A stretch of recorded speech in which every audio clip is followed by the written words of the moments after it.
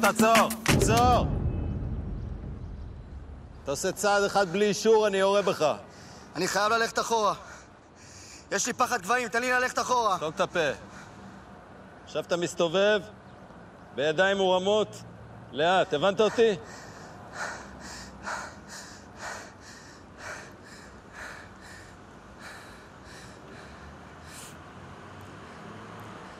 תן לי לעשות 2 צעדים קדימה. אני קרוב לקצה, זה קומה שלישית, אני לא רוצה ליפול, תן לי לעשות 2 צעדים קדימה. לך תזדיין, אתה עושה צעד, אני יורה. תקשיב, אני באזיקים, אין עליי נשק. אתה מטפס עליי צע לא נכון. הם ניסו להרוג את החברה שלי. הם יבואו להשלים את העבודה, אתה חייב לשמור עליה. הם ינסו להרוג גם אותי, נו! תן לי לעדכן אותך במבזק חצי שאולי פספסת.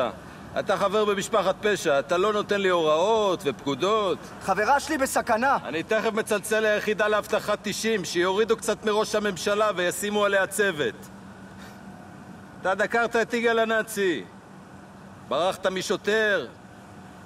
אתה גם חשוד במכות לאורנה. אני מבחינתי, בבקשה, תעשה צעד. אני אומר לך, בבקשה, צעד אחד, קדימה.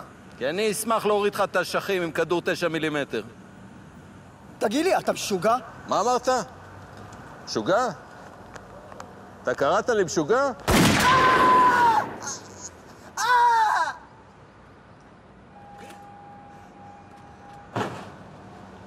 איך אפשר להגיד עליי משוגע?